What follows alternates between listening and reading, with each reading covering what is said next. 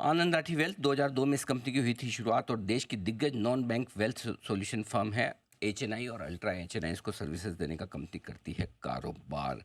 कल आए थे नतीजे बाजार बंद होने के बाद। शानदार रिजल्ट एक बार फिर से कंपनी ने पेश किया। हर तिमाही की तरह 33% की रेवेन्यू ग्रोथ है। कामकाजी मुनाफा में 34% की ग्रोथ दिखेगी। मार्जिन 42.5% से 43% और इम्प्रूव हुए हैं और मुनाफे में भी 32% की ग्रोथ है।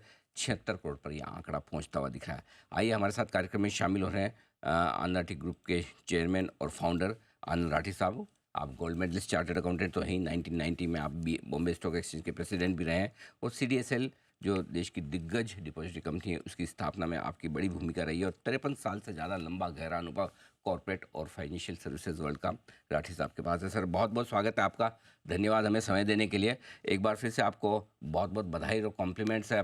आपकी लिस्टिंग के 2 साल के भीतर ही ज़बरदस्त परफॉर्मेंस कंपनी की आ रही है। हर तिमाही दर तिमाही आप तगड़ी परफॉर्मेंस दे रहे हैं। इस बार भी हर एक पैरामीटर पर 35% की आसपास की ग्रोथ कंपनी ने दिखाई। बताएं सर, इस तिमाही में क्या कुछ खास बातें रही है आपकी कंपनी के लिए? नमस्कार आपके सब नमस्कार सर। दर्शकों को और बहुत बहुत धन्यवाद अनिल। कंपनी की परफॉर्मेंस, मैं कहूँगा मोटी चीज हमारी जो अचीवमेंट है ना, वो एक है कि बड़ी कंसिस्टेंसी है परफॉर्मेंस में हमारी। जी। और पिछले जब से हमने आईपीओ किया है, लिस्टिंग की है, आपने देखा कि हमारी ग्रोथ जो है प्रॉफिट की 30-35% के बीच में हर क्वार्टर में हम वो दिख रही है। वो ये दर्शाता है कि भी हमारी जो पॉलिसीज है हमारे कस्टमर्स के लिए, मेन कंट्रीब्यूशन ऑब्वियसली हमारे कस्टमर्स का है। अगर वो खुश हैं तो हम सब लोग खुश हैं। और एक पॉलिसी जो हमने कंसिस्टेंट उनको एडवाइजरी पॉलिसी जो बनाई है, उसका इसमें बहुत बड़ा रोल है। और इसलिए देखिए, मार्केट हमने बात यह कि जब मार्केट तेजी होती है तभी हमारी परफॉर्मेंस अच्छी है, और मार्केट में मंदी होती है तभी हमारी परफॉर्मेंस अच्छी है। ये एक इसी चीज को दर्शाने की जरूरत है कि हमारे क्लाइंट्स पे हमारे ऊपर इतना भरोसा है कि हम हर जगह उनका इन्वेस्टमेंट ठीक से करवाएंगे और उनको एक कंसिस्टेंटली ठीक रिटर्न मिलता रहेगा। तो बिल्कुल कस्टमर सेंट्रिक अप्रोच और इसी वजह से तगड़ी परफॉर्मेंस आती हुई दिख रही है। आपका पीएमएस वर्टिकल काफ़ी स्ट्रॉन्ग ग्रोथ दिखा रहा है सर, और म्यूचुअल फंड डिस्ट्रीब्यूशन भी। जरा बताएं सर, दोनों सेगमेंट किस तरह से रहे हैं इस तिमाही में? देखिए, म्यूचुअल फंड हम पीएमएस डिस्ट्रीब्यूशन तो नहीं करते। मेनली हमारा डिस्ट्रीब्यूशन म्यूचुअल फंड का है। म्यूचुअल फंड में और जी। म्यूचुअल फंड हमारी एयूएम में अब बढ़ के 55% तक चला गया है। उसमें म्यूचुअल फंड में ग्रोथ जो है, करीब टोटल ग्रोथ 64% हमारे म्यूचुअल फंड नए कंट्रीब्यूशन में हुई है इस वर्ष कंपेयर टू लास्ट ईयर। तो हमारा जोर है कि भाई इक्विटी म्यूचुअल फंड्स में ही लोगों का इन्वेस्टमेंट करें, और वो ही एक कंसिस्टेंटली एक रिटर्न उनको जो है बराबर ऑन ए क्यूमुलेटिव बेसिस मिलता जाता है। सर, आपने 72,000 करोड़ के एयूएम का टारगेट रखा था इस वित्त वर्ष के लिए। जहाँ तक मेरे पास डेटा है, 75,000 करोड़ तो आप ऑलरेडी पार कर चुके हैं। अभी भी काफ़ी समय है, 6 महीने का समय। तो क्या रिवाइज टारगेट क्या रखे हैं सर आपने?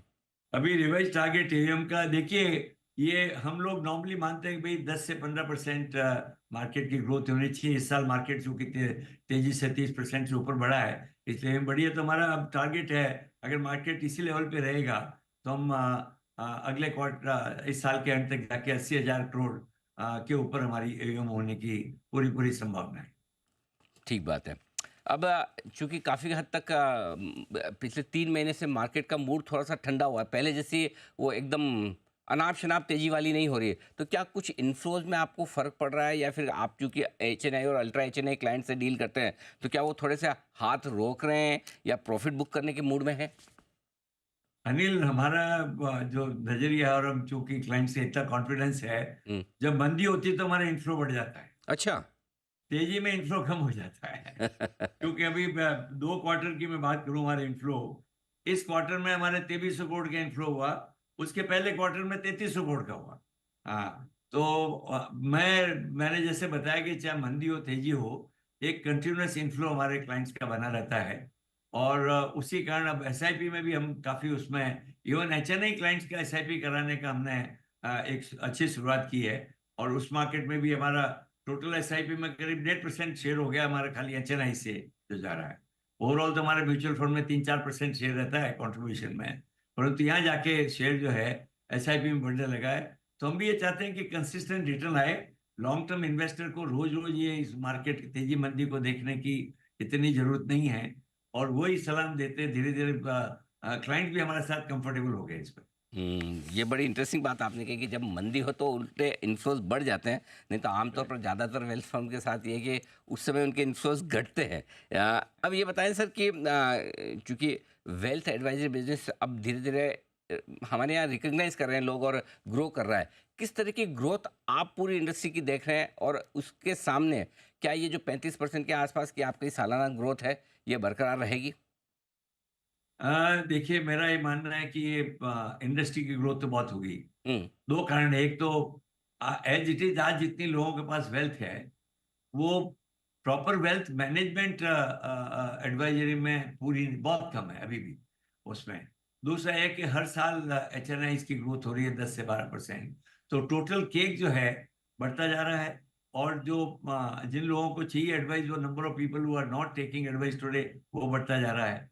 तो मेरा मानना है कि भाई नॉर्मल तौर पे 20 से 25% की ग्रोथ तो जरूर आनी चाहिए, और कोशिश हम करते हैं कि 30 से 35% ग्रोथ कैसे लाएं। और अभी तक हम उसमें सफल रहे हैं। उस ग्रोथ को लाने में कोशिश तो रहेगी 30 से 35%, पर मेरा मानना 20 से 25% ग्रोथ तो श्योरली आनी चाहिए। वो तो आप जो भी कहें उससे आप आउट परफॉर्म करेंगे ये हमें पता है, और आप कंजर्वेटिव ही टारगेट देते हैं।